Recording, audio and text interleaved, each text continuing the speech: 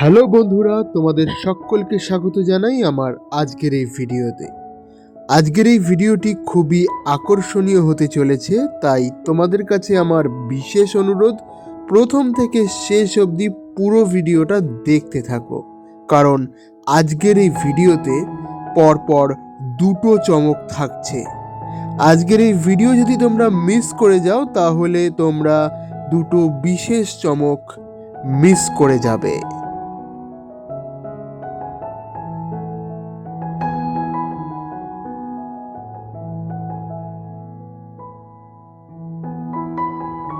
আজ আমি চলেছি এক অজানা ইতিহাসের সন্ধানে। আজ চলেছি সেই মহাপুরুষের বাড়ি। আজ আমি চলেছি সেই দেশ ও নায়কের বাড়ি। চলেছি দেশ স্বাধীনের সম্বন্ধে জড়িয়ে থাকা সেই দেশ ও নায়কের বাড়ি। চলেছি তার সম্পর্কে অনেক অজানা ইতিহাসকে জানতে। তোমরাও দেখতে থাকো পুরো ভিডিওটা আর উপলব্ধি করতে থাকো সেই অজানা ইতিহাসকে।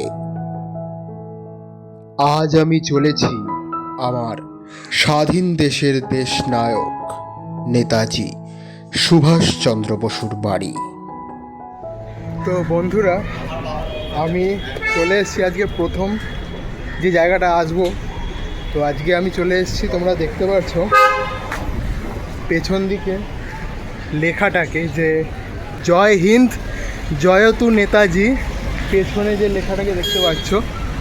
আর এসছি সেই মহান মানুষটার বাড়ি, মহান বিপ্লবীর বাড়ি, আমাদের এই স্বাধীন দেশ ভারতবর্ষের যে দেশ নায়ক, তার বাড়িতে, দেশনায়ক সুভাষচন্দ্র বসুর বাড়িতে। তো এটা আমি না আনন্দে আত্মহারা, এটা না বলে বোঝাতে পারবো না। আর আমি বেশি কথাও বলবো না আজকে, তোমরা নিজেরা দেখে নাও। আর এই যে আমার পেছন দিকে দেখতে পাচ্ছ বাড়িটা, আর মানুষটাকে একবার দেখে নাও।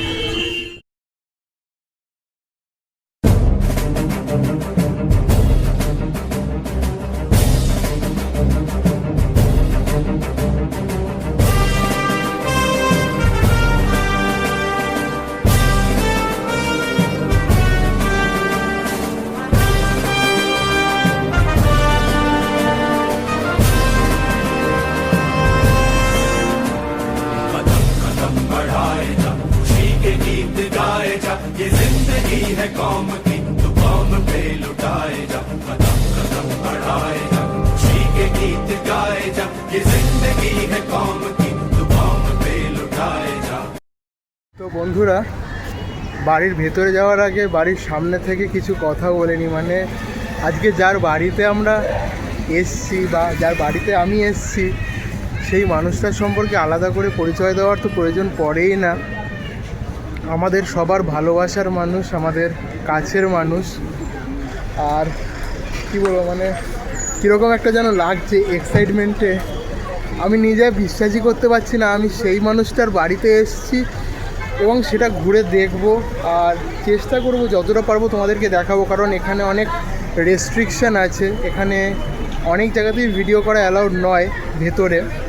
আপাতত বাইরের থেকে মেন দেখানোর চেষ্টা করছি।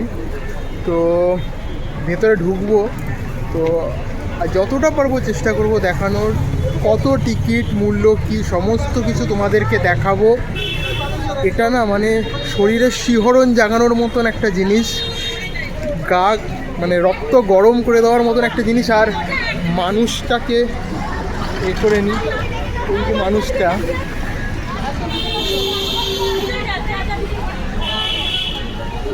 এই যে মানুষটাকে দেখছো, কি বলবো, আমাদের দেশ নায়ক, আমাদের ভালোবাসার নায়ক, আমাদের ভালোবাসার মানুষ, আমাদের কাছের মানুষ।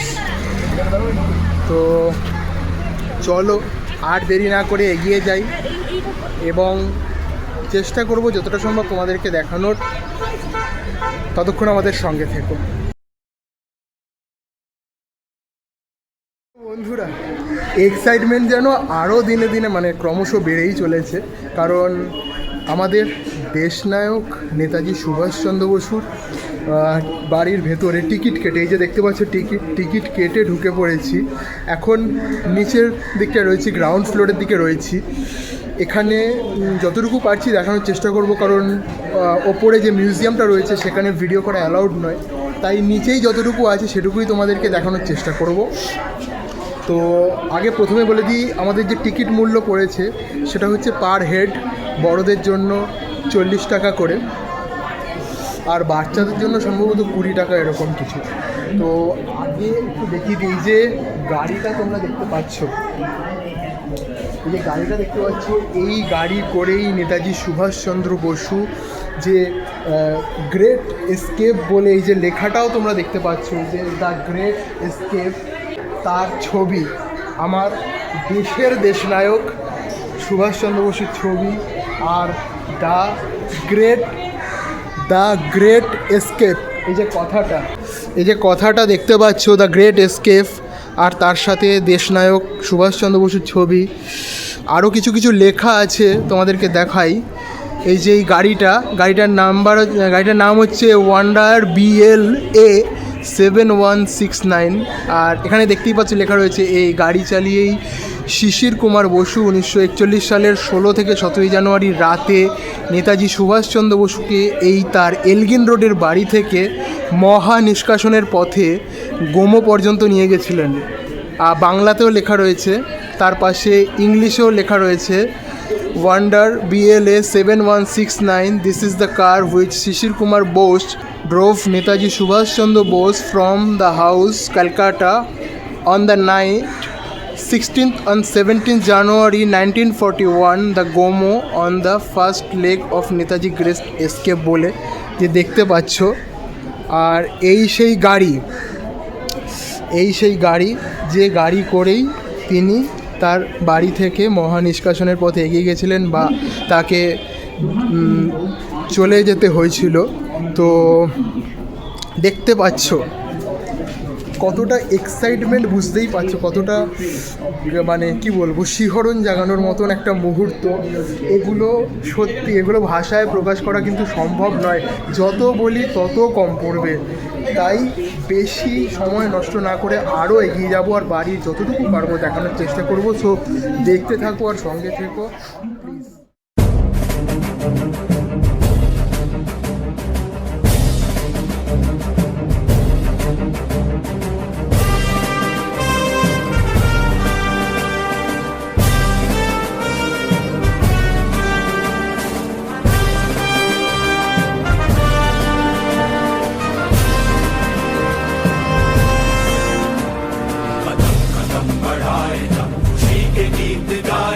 ये जिंदगी है कौम की, तो कौम पे लुटाए जा, कदम कदम बढ़ाए जा, खुशी के गीत गाए जा। ये जिंदगी है कौम की, तो कौम पे लुटाए जा।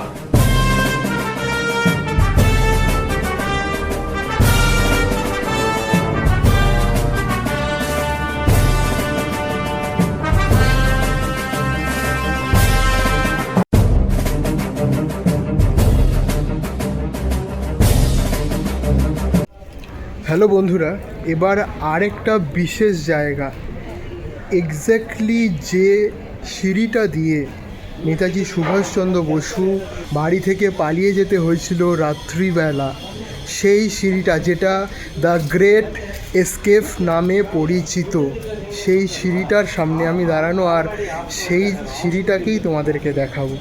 তো চলো, আমি বিশেষ কথা বলবো না, মেন জিনিসটা তোমাদেরকে দেখিয়ে দিই।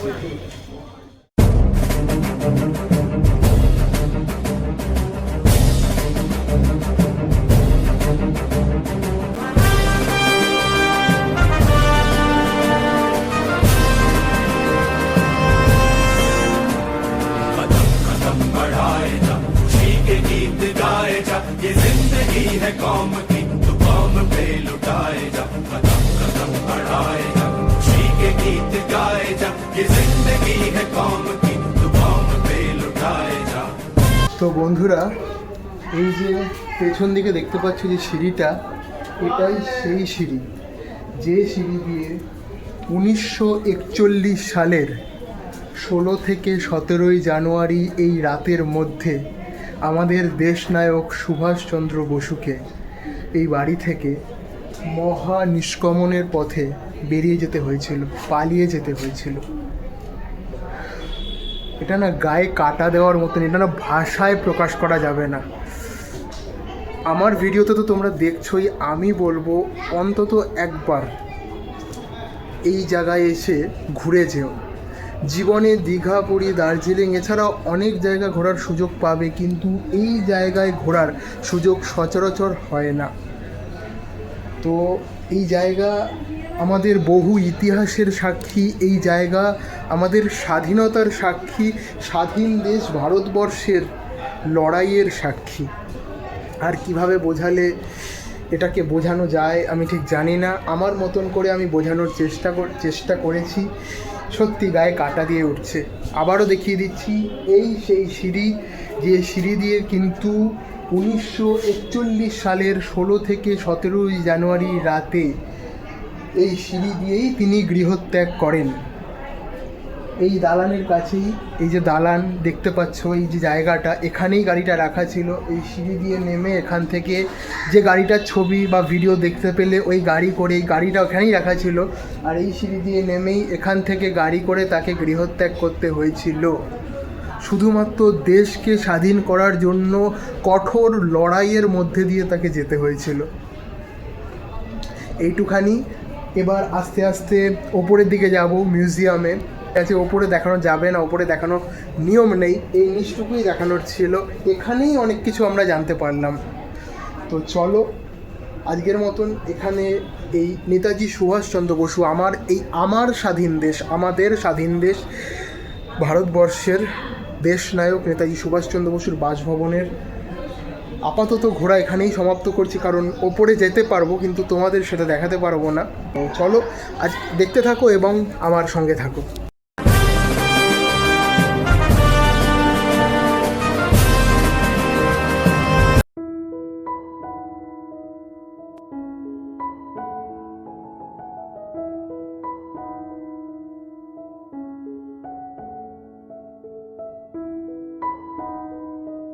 আমরা শুনেছি দেওয়ালেরও নাকি কান আছে, কিন্তু যদি এই দেওয়ালগুলোর মুখও থাকতো, তাহলে আলিপুর জেলের এই দেওয়ালগুলো আজ আমাদের সবাইকে চেঁচিয়ে আমাদের স্বাধীনতা সংগ্রামীদের কষ্টের কথা, দেশের জন্য তাদের বলিদানের কথা সব কিছু বলতে পারত। মাঝে মাঝে খুব ইচ্ছে করে টাইম ট্রাভেল করে সেই পুরনো দিনগুলোতে ফিরে যাই, আর আমার এই দুর্ভাগ্য দেশের মানুষগুলোকে এটা দেখাই যেসব স্বাধীনতা সংগ্রামীরা আমাদের এই দেশকে স্বাধীন করার জন্য এত কষ্ট, এত অত্যাচার সহ্য করে নিজেদের প্রাণ উৎসর্গ করে গেছেন। সেই দেশ আজ দুর্নীতিতে ভরা। আজও সেই স্বাধীন দেশে কিডন্যাপ, খুন, ধর্ষণ এইসব কুরুচিকর ঘটনা হামেশাই ঘটে চলেছে। কে জানে এর শেষ কোথায়। এই স্বাধীন দেশে জন্ম নেওয়ার পরও আজও আমাদের মা বোনেরা পরাধীন।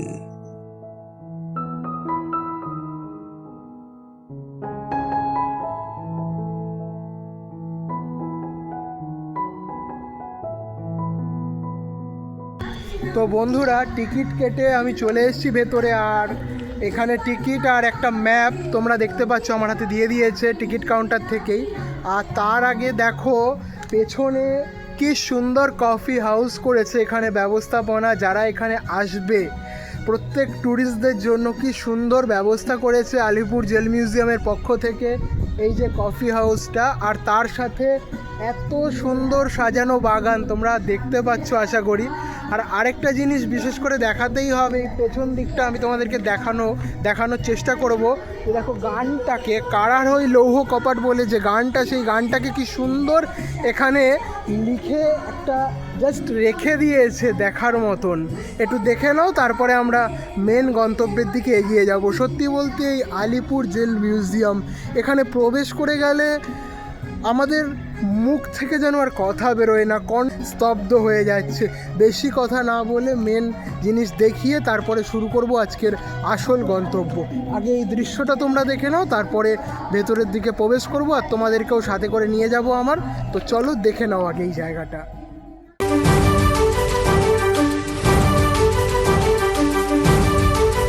কারার ওই লৌহ কপাট ভেঙে ফেল কর রে লোপাট, রক্ত জমাট শিকল পূজার পাষাণ বেদী। কারার ওই লৌহ কপাট ভেঙে ফেল কর রে লোপাট, রক্ত জমাট শিকল পূজার পাষাণ বেদী। ওরে ও তরু নিশান বাজা তোর প্রলয় বিষান, ধ্বংস নিশান উরুপ প্রাচীর প্রাচীর ভেদী। তো বন্ধুরা এবার মেন গন্তব্যের দিকে তো এগিয়ে যাব, তার আগেই আমি জাস্ট একটা ছোট্ট ইনফরমেশান এখানে দেওয়া রয়েছে খুব সুন্দরভাবে, সেইটাকে তোমাদের সঙ্গে শেয়ার করে তারপরে মেন গন্তব্যে এগিয়ে যাব। একবার দেখে নাও, এই যে খুব সুন্দরভাবে লেখা রয়েছে দেখো, সবার ওপরে ফাঁসির মঞ্চ, তারপরে ওয়াচ টাওয়ার, তারপরে প্রদর্শনী কক্ষ, তারপরে কফি শপ, আরও কত সুন্দর light and sound show, food zone, সমস্ত কিছু, পানীয় জল কোথায়, শৌচালয়, কি সুন্দরভাবে করে রেখেছে আলিপুর জেল মিউজিয়াম আমাদের সকল মানুষদের জন্য দেখার উদ্দেশ্যে। তো চলো এবার মেন গন্তব্যের দিকে এগিয়ে যাওয়া যাক। আর এখানের প্রত্যেকেই সবাই যারা রয়েছে এখানে কর্মরত, ডিউটিতে যারা রয়েছে, সবাই খুব সুন্দরভাবে সাহায্য করছে। সব দাদারা, যেসব সিকিউরিটি দাদারা রয়েছে, সবাই খুব সুন্দরভাবে সাহায্য করছে। বন্ধুরা আজকের প্রথম যেটা হচ্ছে যে ফার্স্ট দেখার যে জিনিস, পাঠ ভবন। মানে আমাদের দেশ স্বাধীন হয় 1947 সালের 15ই আগস্ট, এবং সেই দেশ স্বাধীনের জন্য সমস্ত স্বাধীনতা সংগ্রামীরা যখন দেশ স্বাধীনের জন্য লড়াই করছে এবং তারপরে তাদেরকে যখন এখানে আটক করে রাখা হয়েছে, তাদের মধ্যে এমন অনেকেই ছিল যারা কম বয়সী এবং তাদের পড়াশোনার জন্য, এই যে দেখতে পাচ্ছ পাঠ ভবনটা, একবার আমি ভালো করে তোমাদেরকে দেখিয়ে দিচ্ছি। সেই সমস্ত স্বাধীনতা সংগ্রামীরা যাদের বয়স কম ছিল, যারা পড়াশোনা করতো, তাদেরকে এখানেই পড়াশোনা করানো হতো। এটাই হচ্ছে সেই সময়কার পাঠ ভবন। তো আগে পাঠ ভবন দিয়ে শুরু করব, তারপরে মেন গন্তব্যের দিকে এগিয়ে যাব। তো দেখে নাও। মুক্তির মন্দির সোপান তলে কত প্রাণ হলো বলিদান, লেখা আছে অশ্রু জলে।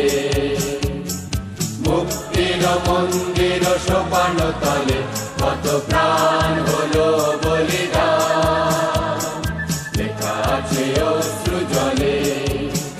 কত বিপ্লবী বন্ধুর রক্তে রাঙা বন্দিশালার ওই শিকল ভাঙা, কত বিপ্লবী বন্ধুর রক্তে রাঙা বন্দিশালার ওই শিকল ভাঙা। তারা কি ফিরিবে আর সুপ্রভাতে, কত তরুণ অরুণ গেছে আস্থা চলে। দেখো পাঠ ভবন দেখা শেষ করে আমরা এগোচ্ছিলাম ফাঁসির মঞ্চর দিকে।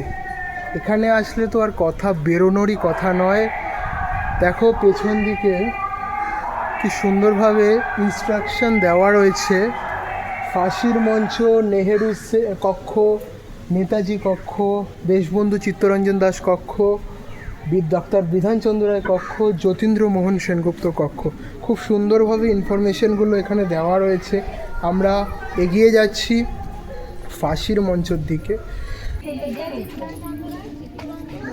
তো বন্ধুরা দেখতে পাচ্ছ এসে গেছি ফাঁসির মঞ্চের সেই জায়গাটা, এবং সব থেকে জানলে তোমরা আটকে উঠবে, সব থেকে জানলে তোমরা কষ্ট পাবে। সেই সময়কার স্বাধীনতা সংগ্রামীরা আমাদের এই দেশ ভারতবর্ষকে স্বাধীন করার জন্য তারা যে কত কষ্ট করেছে, তারা যে কত অত্যাচার সহ্য করেছে, ইংরেজ সাহেবদের অত্যাচার সহ্য করতে হয়েছে।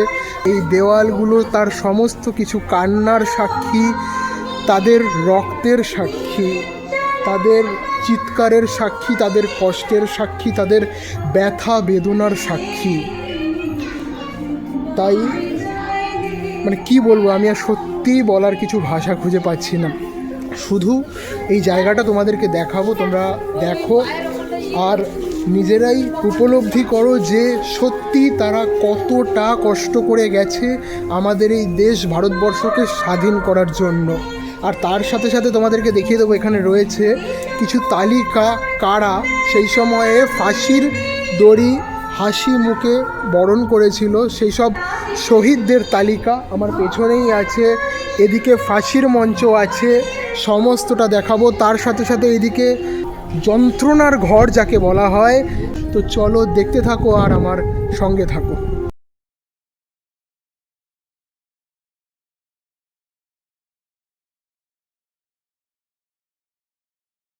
আমি দেখানোর চেষ্টা করবো আরও ভালোভাবে। এই পেছন দিকে ঠিক এইখানেই ফাঁসির মঞ্চ, আর এর পেছন দিকে এইদিকে সেলগুলো। এখানে সেই সমস্ত স্বাধীনতা সংগ্রামীদের বন্দি করে রাখা হতো যখন এখানে ফাঁসি চলতো, এবং তাদেরকে এই ফাঁসিটাকে দেখতে বাধ্য করা হতো বলা যায়। বুঝতে পারছো যে এই ফাঁসির দৃশ্য দেখার কতটা যন্ত্রণা হতে পারে, সেটা যে কি সেটা তারাই উপলব্ধি করতে পারবে যারা সেই সময় এই সেলে বন্দি ছিলেন, যে সমস্ত স্বাধীনতা সংগ্রামীরা এই সেলে বন্দি ছিল এবং যারা স্বচক্ষে স্বাধীনতা সংগ্রামীদের ফাঁসির দৃশ্যগুলোকে দেখেছে, মানে কি বলবো, জোর করে দেখেছে, এক প্রকার বাধ্য হয়েছে দেখতে। তো এর যন্ত্রণাটা তারাই উপলব্ধি করতে পারবেন। আমি সেলটা দেখাবো আর তোমরা উপলব্ধি করো, দেখো যে সেই সময়কার ইংরেজ শাসনের অত্যাচার কতটা নির্মম কঠোর ছিল, আর যারা এই কালো কুঠুরিতে বন্ধ থাকতো তাদেরকে কি যন্ত্রণা সহ্য করতে হতো তোমরাই দেখো।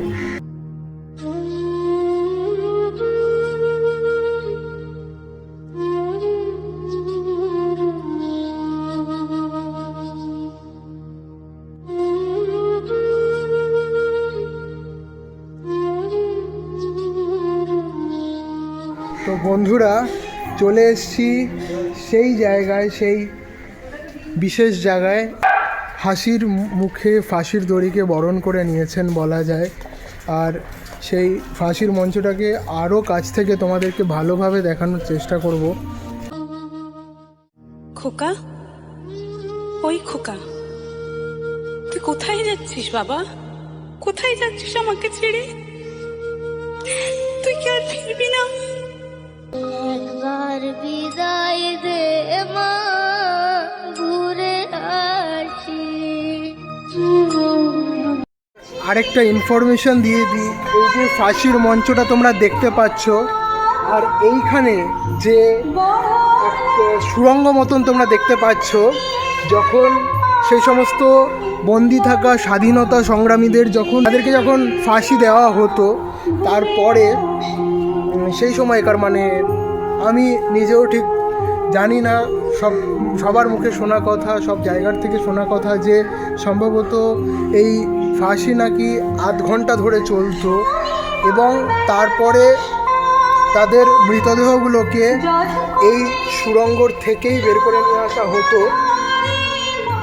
আর কী বলবো, তার পরের কথা বলছি, তাদের মৃতদেহগুলোকে সেখান থেকে বের করে নিয়ে আসার পর এবার আমি যে ঘরটার মধ্যে যাচ্ছি, এটা হচ্ছে সেই পোস্টমর্টমের ঘর। তো আগে ভেতরটা চলো দেখে নিই, তারপরে পুরোটা ভালোভাবে দেখাচ্ছি। এই হচ্ছে সেই পোস্টমর্টমের ঘর। ফাঁসি দেওয়ার পর, ওখান থেকে ফাঁসি হয়ে যাওয়ার পর সেই সমস্ত স্বাধীনতা সংগ্রামীদের মৃতদেহকে তার পাশে এই যে ঘরটা, এই ঘরটার মধ্যে এনে রাখা হতো। আর এই হচ্ছে সেই সময়কার ব্যবহৃত যে বেসিন দেখতে পাচ্ছ, 1900 সালের, 1940, 45, 47, তারও আগেকার কথা, 30, যাই বলো না কেন। এই হচ্ছে টেবিলের মতন যে জায়গা যেখানে রাখা হতো তাদেরকে, এই হচ্ছে। এছাড়াও আরেকটা কথা আমার শুনে আমি যেন গায়ে কাঁটা দিয়ে উঠলো, ভয় লেগে গেল। আধ ঘন্টা তাদেরকে যখন ফাঁসির মঞ্চে ঝুলিয়ে রাখা হতো, তারপরেও যারা হয়তো মারা যেত না, বা অনেকেই হয়তো কেউ হয়তো, সবার কথা বলবো না, কেউ হয়তো বেঁচে থাকতো, তাদেরকে নাকি এখানে এনে হাত ও পায়ের শিরা কেটে দেওয়া হতো। আর এই যে নালাটা, এই নালা দিয়ে নাকি সেই রক্ত বাইরের দিকে চলে যেত, এরকমও নাকি শোনা কথা। সেই সময়কার ইতিহাস নাকি এই সব, মানে শুধু ফাঁসি দিয়েই থেমে থাকতো ইংরেজ সরকার তা নয়, ফাঁসি দেওয়ার পর তাদেরকে এখানে পোস্টমর্টম ঘরে আনা হতো এবং যদি তাদের মধ্যে কেউ বেঁচে থাকতো তাদেরকে হাত আর পায়ের শিরা কেটে দেওয়া হতো এবং সেই রক্ত নাকি এই নালা দিয়েই যেত। তো চলো পুরো ভেতরটা আমি ভালো করে একবার তোমাদেরকে দেখিয়ে দিতে, চলো। একবার বিদায় দে মা, ঘুরে আসি। একবার বিদায় দে মা, ঘুরে আসি। হাসি হাসি করব কাশি, দেখবে ভারতবাসী। তো বন্ধুরা, ফাঁসির মঞ্চে সেই জায়গা থেকে বেরিয়ে আমরা এসছি তার পাশেই। এটা আরও এক যন্ত্রণাদায়ক জায়গা, আরও এক কষ্টের জায়গা, বহু ইতিহাসের সাক্ষী হয়ে থাকা এই জায়গা। এখানকার দৃশ্য তো দেখাবই, খুবই নির্মম, খুবই মর্মান্তিক, খুবই কষ্টের, ব্যথার, যন্ত্রণার জায়গা এটা। তো চলো একবার সেলটার ভেতরে যাই। ফাঁসির মঞ্চের পাশেই এই সেল। তো চলো সেলের ভেতরে গিয়ে আরও দেখাচ্ছি যে কতটা যন্ত্রণা। এই যে দেখতে পাচ্ছ, এই যে এটা একটা বিছানা এবং এই পাশেও আরও একটি বিছানা। একটা ছোট্ট সেলে মাত্র দুটো বিছানা এবং দুজন মানুষ এখানেই তারা থাকে, মানে স্বাধীনতা সংগ্রামীরা দুজন থাকতো। তো আর কি বলবো, আমি যেন এটা ভাষায় প্রকাশ করা যায় না যে এতটা যন্ত্রণাদায়কও হতে পারে কিছু। একবার সেলের ভেতরটা তোমাদেরকে দেখিয়ে দিই, তো চলো।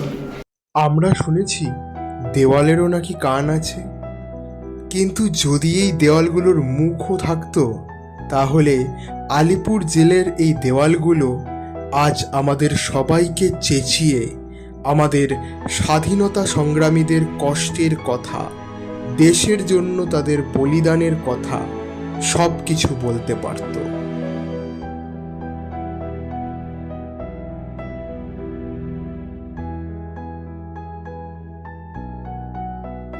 বন্ধুরা, সেলের ভেতর থেকে তো বেরিয়ে এলাম, এবার এইদিকে দেখো কি সুন্দরভাবে এখানে ফাঁসির মঞ্চের মানে একটা ফাঁসির যে প্রসেসিং যেটা হয়, ছোট্ট করে কি সুন্দরভাবে এখানে বোঝানো আছে, একবার দেখে নাও। তো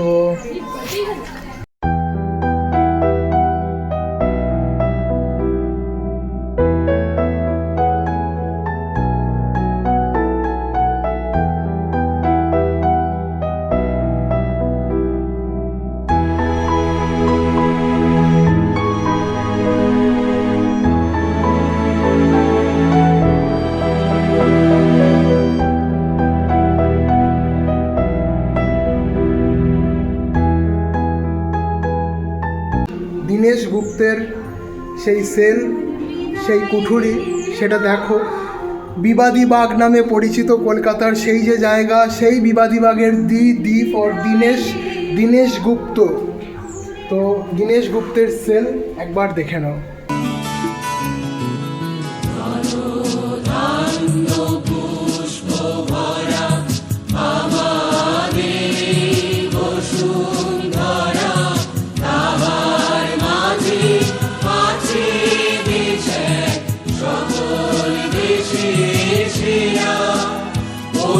স্বপ্ন দিয়ে তৈরি সে দেশ, স্মৃতি দিয়ে ঘেরা।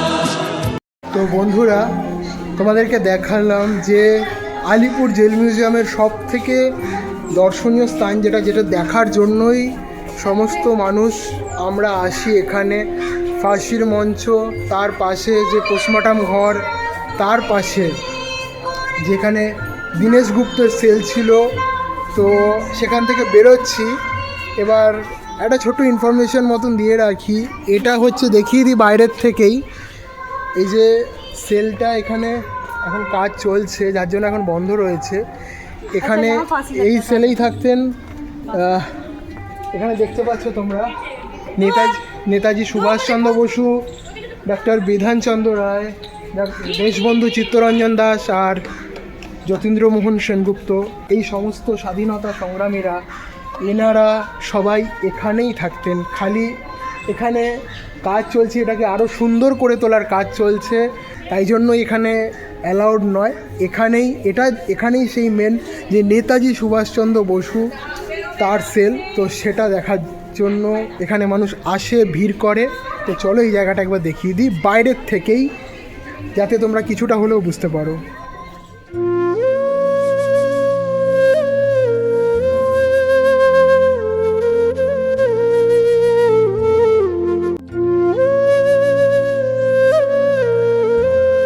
আমি এর আগেও এখানে এসেছি, এই নিয়ে আমার দ্বিতীয়বার। তো সত্যিই আমি খুব দুঃখিত, এই জায়গা আমি তোমাদের সঙ্গে শেয়ার করতে পারলাম না, তাও ওপর থেকে দেখিয়ে দিচ্ছি যতটা পারছি। এই যে ওপরের সেলগুলো, এই যে ওপরের সেল, আমি একটু জুম করে দেখানোর চেষ্টা করব।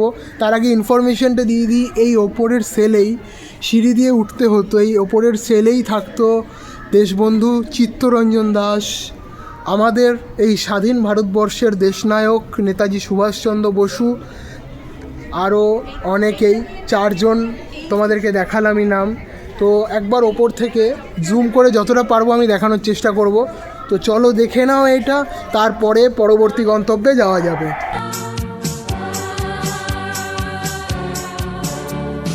মুক্তির মন্দির সোপান তলে কত প্রাণ হলো বলিদান, লেখা আছে অশ্রু জলে।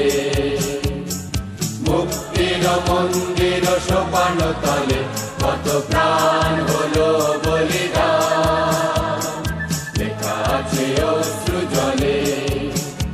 কত বিপ্লবী বন্ধুর রক্তে রাঙা, বন্দিশালার ওই শিকল ভাঙা। তারা কি ফিরিবে আর সুপ্রভাতে, কত তরুণ অরুণ গেছে আস্থা চলে। মুক্তির মন্দির সোপান তলে কত প্রাণ হলো বলিদান, লেখা আছে অশ্রু জলে। যে জওহরলাল নেহেরুর কথা, তো তিনি কে ছিলেন আলাদা করে তার পরিচয় দেওয়ার তো প্রমাণ পড়ে না। তো জওহরলাল নেহেরু এই সেলেই বন্দী ছিলেন, আর সেইটাই এখন তোমাদেরকে ঘুরে দেখাবো। জওহরলাল নেহেরু এখানে বন্ধ থাকাকালীন তার কন্যা যে ইন্দিরা গান্ধী, তিনি যে এখানে আসতেন সেটাও তোমাদেরকে দেখাবো। এখানে ইন্দিরা গান্ধীর একটা স্ট্যাচু করে রাখা হয়েছে, এবং তার পিতা জওহরলাল নেহেরু যখন এখানে বন্দী ছিলেন তখন তার কন্যা ইন্দিরা গান্ধী যেখানে তার সাথে দেখা করতে আসতেন, সেই সমস্ত কিছু। কারার ওই লৌহ কপাট ভেঙে ফেল কর রে লোপাট, রক্ত জমাট শিকল পূজার পাষাণ বেদী। কারা রইল কপাট ভেঙে ফেল কর রে লোপাট, রক্ত জমাট শিকল পূজার পাষাণ বেদী। ওরে ও তরু নিশান, বাজা তোর প্রলয় বিষান, ধ্বংস নিশান উরুপ প্রাচীর প্রাচীর ভেদী। ওরে ও তরু নিশান, বাজা তোর প্রলয় নিশান, ধ্বংস নিশান উরুপ প্রাচীর প্রাচীর ভেদী। কারার ওই লৌহ কপাট ভেঙে ফেল কর রে লোপাট, রক্ত জমাট শিকল পূজার পাষাণ বেদী। 2 সপ্তাহ অন্তর মাত্র 20 মিনিটের জন্য তার কন্যা অর্থাৎ জওহরলাল নেহেরুর কন্যা ইন্দিরা গান্ধী এখানে তার বাবার সাথে, জওহরলাল নেহেরুর সাথে দেখা করতে আসতেন। এইটুকু জায়গার মধ্যে এতজন লোক, সত্যিই কল্পনা করা যায় না এটা কতটা কষ্টকর, কতটা অত্যাচার সহ্য করতে হয়েছিল তাদেরকে, সত্যিই বোঝা যাচ্ছে না। মানে কীভাবে বোঝাবো এর যন্ত্রণা, কীভাবে বোঝাবো এই স্বাধীনতা সংগ্রামীদের সেই সময়কার ইতিহাস, সত্যিই আমি জানি না। এতটা নির্মম, এতটা কষ্টকর জীবনযাপনও যে হতে পারে শুধুমাত্র এই দেশকে স্বাধীন করার জন্য। সত্যি সত্যি তারা কি কষ্ট করে গেছে, তাদের প্রত্যেককে স্যালুট, প্রত্যেক স্বাধীনতা সংগ্রামীদেরকে স্যালুট জানাই, প্রত্যেককে আমার প্রণাম। আজকে তারা সেই যন্ত্রণাটা সহ্য করে, সেই কষ্ট সহ্য করে গেছে, কিন্তু তারা দমে যায়নি, তারা থেমে যায়নি, আমাদের দেশকে স্বাধীন করে গেছে। এটাই হচ্ছে তোমাদেরকে, মানে এগুলোই হচ্ছে তোমাদেরকে জানানোর জন্যই দ্বিতীয়বার আবার আমার এই আলিপুর জেল মিউজিয়ামে আসা। সে এক কঠিন সময়, সালটা তখন 1906। স্থাপিত হলো আলিপুর সেন্ট্রাল জেল। ব্রিটিশদের শাসন ও অত্যাচারের বিরুদ্ধে যে যখনই গর্জে উঠেছিল বারবার, এই আলিপুর জেলের কালো কুঠুরিতেই ঠাঁই হয়েছিল তাদের। স্বাধীনতার এতগুলো বছর পর সেই ঐতিহাসিক জেল বা সংশোধনাগার রূপান্তরিত হয়েছে মিউজিয়ামে। আলিপুর সেন্ট্রাল কারেকশনাল হোমটি প্রায় 119 বছরের পুরানো। 2019 সালে এখানকার বন্দি থাকা সমস্ত আসামিদের স্থানান্তরিত করা হয়েছিল বারুইপুরের এক কারাগারে। ব্রিটিশ শাসনকালে এই জেলে বিভিন্ন সময়ে বন্দি করে রাখা হয়েছিল নেতাজি সুভাষচন্দ্র বসু, দেশবন্ধু চিত্তরঞ্জন দাস, ডাক্তার বিধানচন্দ্র রায়, পণ্ডিত জওহরলাল নেহেরু, এছাড়াও আরও অনেক স্বাধীনতা সংগ্রামীদের। 2022 সালের 21শে সেপ্টেম্বর সর্বজনসাধারণের দর্শনের জন্য এই আলিপুর জেল মিউজিয়ামটি খুলে দেওয়া হয়।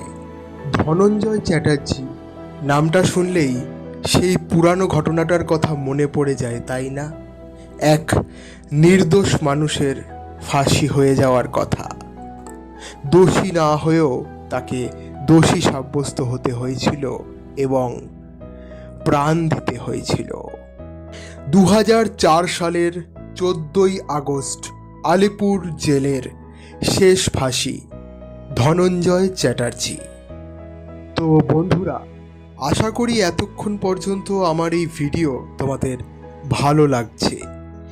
তবে আরও চমক রয়েছে, ভিডিওটা শেষ অবধি দেখতে থাকো।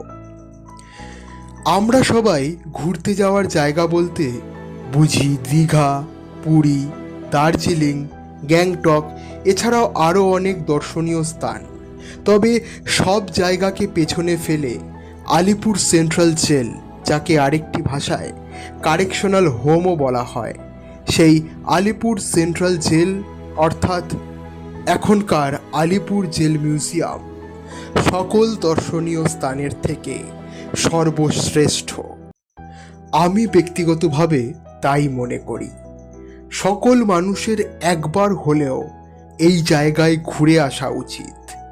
আজ আমরা এই যে স্বাধীন দেশে শান্তিপূর্ণভাবে বসবাস করতে পারছি, তা এই মহান বিপ্লবীদের অবদানের জন্য।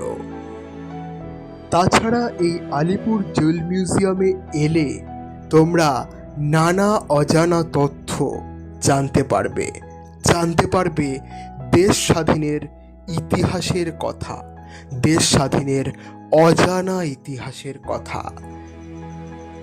এতগুলো বছর দেশ স্বাধীন হয়ে যাওয়ার পরও আমরা এই যে স্বাধীন দেশে শান্তিপূর্ণভাবে বসবাস করতে পারছি, তা শুধুমাত্র এই মহান বিপ্লবীদের অবদানের ফল। তাই সকল মানুষের পক্ষ থেকে, সকল ভারতবাসীর পক্ষ থেকে সেই সমস্ত মহান বিপ্লবীদের জানাই সশ্রদ্ধ প্রণাম।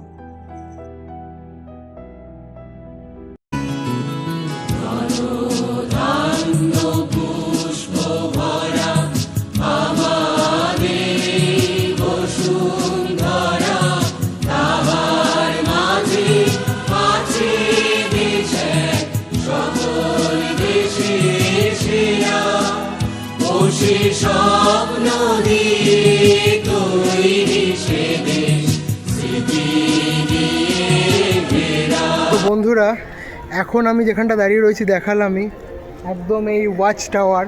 আর এই ওয়াচ টাওয়ারের কাজটা ছিল, ধরে নাও এই ওয়াচ টাওয়ারটা তো অনেকটাই উঁচু ছিল, দেখাই যাচ্ছে। তো এর ওপর থেকে সেই সময়কার যে ইংরেজ সাহেবরা তারা আমাদের স্বাধীনতা সংগ্রামীদের ওপর যাতে নজর রাখতে পারে তার জন্যই এই ওয়াচ টাওয়ার, এবং এখান থেকে তাদের ওপর নজর রাখা হতো। এখানের ওপর থেকে সেলগুলোকে ভালোভাবে দেখা যাচ্ছে, যে সেলে আমাদের স্বাধীনতা সংগ্রামীরা বন্দী ছিল, সেই সেলগুলোকে এর ওপর থেকে লক্ষ্য রাখা হতো যাতে তারা কোনো প্ল্যান করছে কিনা, তারা এখান থেকে পালিয়ে যাচ্ছে কিনা, তারাই নজর রাখার জন্যই এই ওয়াচ টাওয়ারের ওপর থেকে তারা ফলো করতো ইংরেজ সাহেবরা আমাদের স্বাধীনতা সংগ্রামীদের ওপর। এখন ওয়াচ টাওয়ারের ওপরে যাব, উঠবো, দেখাবো কী কী আছে, চেষ্টা করবো দেখানোর। তো চলো দেখতে থাকো এবং আমার সঙ্গে থাকো।